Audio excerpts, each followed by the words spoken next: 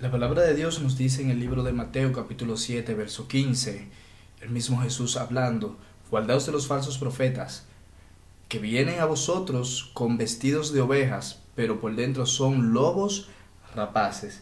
Estamos viviendo una época, un tiempo muy peligroso donde estamos escuchando muchos mensajes, los cuales no tienen ningún contenido del Evangelio, de la resurrección, de la muerte de Cristo, de las palabras bíblicas que están en el Nuevo Testamento, que nos hablan de lleno de cuál es nuestra fe. Todo eso se está quedando atrás para muchas iglesias, para muchas personas, simplemente porque ese evangelio no puede llenar las expectativas que ellos quieren que llenen, y ese evangelio no puede mantener a las personas que ellos tienen en sus iglesias y no pueden obtener grandes ofrendas. Estamos viviendo exactamente ese tiempo, y el mismo Jesús lo advirtió y dijo: guardaos de los falsos profetas, que vienen a vosotros vestidos de ovejas, pero por dentro son lobos rapaces. Ellos vienen a nosotros con un evangelio de autoestima, con un evangelio fácil, con un evangelio no como Jesús decía: todo aquel que quiera venir en pos de mí, tome su cruz cada día y sígame. Ese no es el evangelio que estamos viendo en las grandes masas, no es el evangelio que estamos viendo en aquellos videos que están aquí en YouTube que tienen millones de reproducciones, sino que estamos viendo un evangelio de: no tomes tu cruz, sino ofrenda mucho, diezma mucho, siembra para que puedas cosechar bien. Ese es el evangelio que estamos viendo hoy en día, un evangelio que no salva, un evangelio que no tiene poder, un evangelio que no tiene gloria, un evangelio que no tiene gracia, un evangelio que no es bíblico, por lo cual ese evangelio no va a causar ningún efecto positivo en nuestra sociedad. Leyendo un libro de John MacArthur titulado Difícil de creer, él dice unas palabras muy importantes aquí y dice: el verdadero evangelio es un llamado a negarse a uno mismo, tal y como lo dijo Jesús.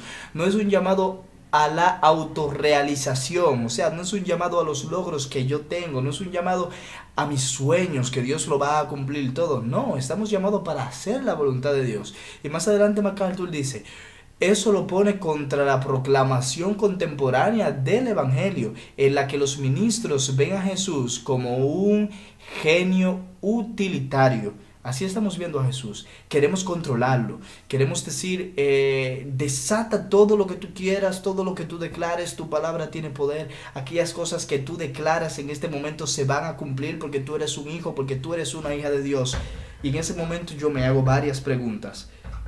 ¿Acaso cuando leemos el libro de Hebreos capítulo 11, que vemos a aquellos grandes héroes de la fe, donde el mismo Abraham tuvo que dejar su tierra y su parentela, donde Moisés tuvo que renunciar a un cargo alto en Egipto, irse con su pueblo a Israel, con aquellos esclavos que eran perseguidos por el pueblo de Egipto en aquel tiempo, que eran maltratados?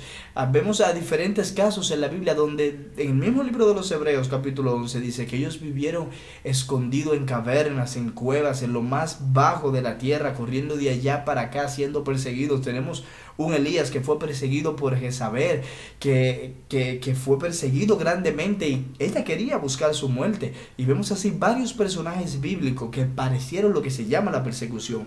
¿Y qué más hablar de nuestro Señor Jesucristo? Pareció hasta la muerte, fue crucificado por nosotros, fue apedreado, fue escupido, fue pisoteado, sobre su cabeza pusieron una corona. Y la Biblia nos dice que nos armemos de este mismo pensamiento, que si Él murió por nosotros, entonces nosotros también tenemos que morir por Él. Tenemos que tener este pensamiento: el que haya su vida la perderá, y el que la pierda la hallará. Este es el Evangelio de Jesús, un llamado al sufrimiento, un llamado a que si sufrimos aquí, reinaremos allá. No es un evangelio fácil donde todo lo que nosotros pidamos va a ser cumplido. Y lamentablemente, este es el evangelio que tenemos en nuestros púlpitos. Lamentablemente, este es el evangelio que tenemos en muchas de nuestras iglesias. Un evangelio light, un evangelio fácil, un evangelio de prosperidad, de siembra y cosecha.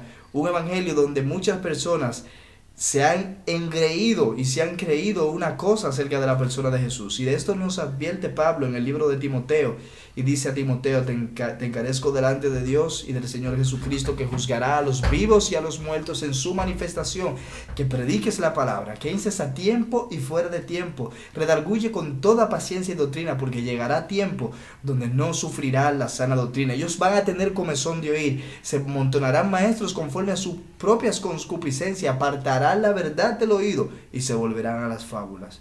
Este es el evangelio que tenemos en muchas de nuestras iglesias. Un evangelio conforme a la propia concupiscencia de aquellos falsos maestros, conforme a sus propios deseos pecaminosos, y lo pintan como si esto fuera la palabra de Dios. Pueblo de Dios, tenemos que correr de este falso evangelio y tenemos que regresar a la palabra